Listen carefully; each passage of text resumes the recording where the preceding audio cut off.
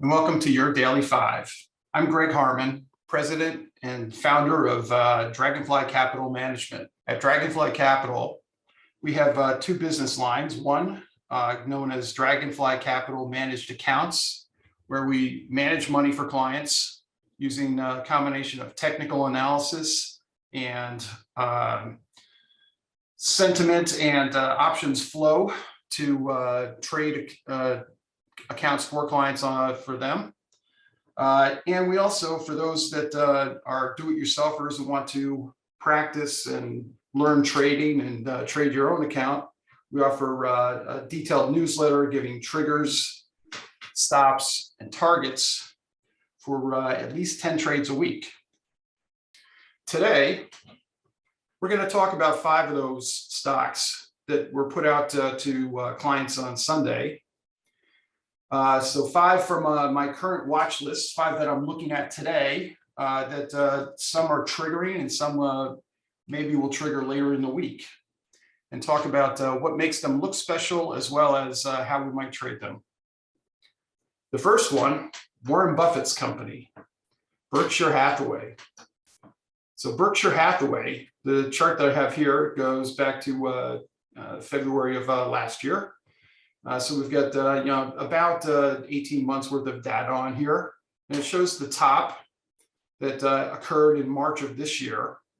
Then you'll see Fibonacci retracement lines on there. Those are measured back to the pandemic low in March of 2020. So you'll see here for Berkshire Hathaway that from the top in March, it had recently retraced nearly 50% of that move and started moving back higher. What I want to point out here is this kind of trend to the upside against resistance very near that 38.2% retracement. But here we've made a low and bounced, and then made a higher low and are heading up to potentially make a higher high. So a stock like this, Berkshire Hathaway, look for a move over this prior high as an entry point and solidify it on a move over that 38.2% Fibonacci retracement level. It's got positive momentum behind it as well, with a rising RSI and a MACD that's crossed over and is heading back towards positive as well. So these 3 things combined give us a potential for a run up to even in a continued bear market, if this is not a turnaround, a potential run up to the 50-day or 200-day moving averages, which is it's still a decent move of either 20 or 30 points in the stock. Next, Costco. Costco has come out late last week with great same-store sales. The stock itself, you can see here, had been in a bit of a different pattern than Berkshire Hathaway, in that it had gone through kind of a turbulence laid area into a bottom in March of 2021. But measuring from that March 21 bottom to the April double top this previous year, or this current year, we see now that it fell back and retraced 61.8% of that move. You can see almost like capitulation volume on that bottom, and a nice little hammer reversal candle, move back up to resistance, pull back to a higher low again, like we like, a pull up to that resistance again, another higher low, and then a breakthrough. This stock could be bought today. On that move, could have been bought late last week. Here we've got stronger momentum than we saw in Berkshire Hathaway. Well, let's go back there for a second. With the RSI into the bullish zone and the MACD in positive territory. So this is another strong stock that we're looking at. And I've given it a trigger of a move over 503.50 as something that would look interesting to me. Third one, Fortinet, a tech stock that not a lot of people follow, but does get some good volume. You can see over 3.5 million shares trade on average a day. The Fibonacci retracements on here are like Berkshire Hathaway's back to the pandemic low in March of 2020. You can see the top that clicked in here at the end of the year in December, and some bouncing around, and eventually retracement of over 38.2% of the move. From that 38.2%, we get a bounce up to resistance at the 200-day moving average, a pullback to a higher low, and then eventually move back up to resistance again. Momentum here, the RSI is again over 60 into the bullish zone, and the MACD is positive and rising. So same kind of pattern that we've seen here, back up to resistance, a move over resistance, a move over that consistently over that 200-day moving average is something that we like in this stock. And I give this a trigger over 63.25 as a point of possible entry.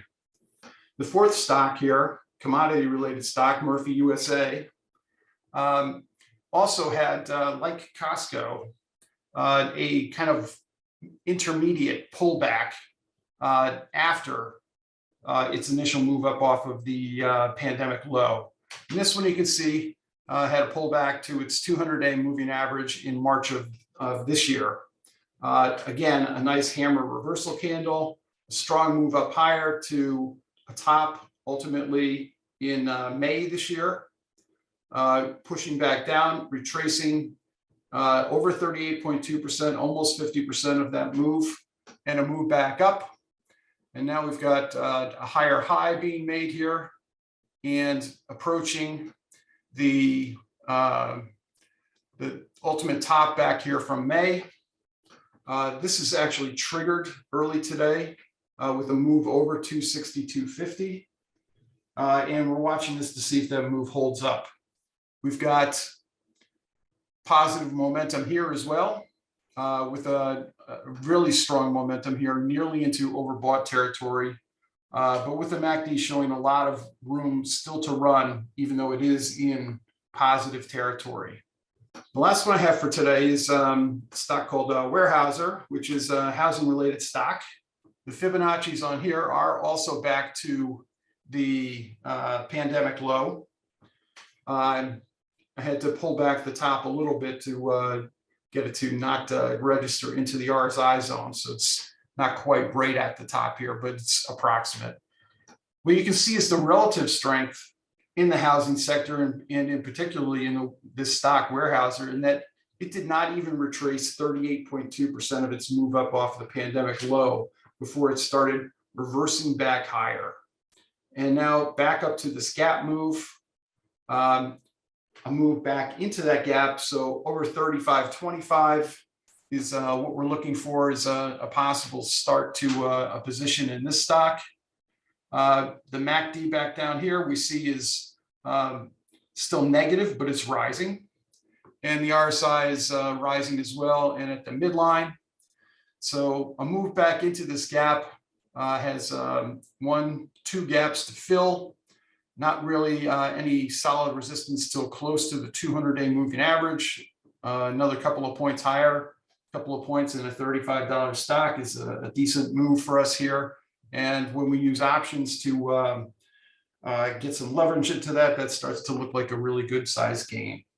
So those are 5 stocks that I'm currently looking at, and you may see me post investments in those stocks on Twitter at some point today, probably after 3 o'clock, given the way the market's been moving recently, to make sure that the intraday moves, if they trigger, do hold up.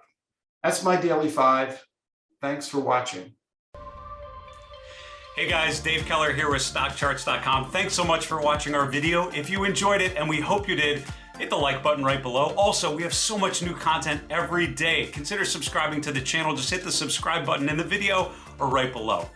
Thanks for watching. Stay safe. Have a fantastic day.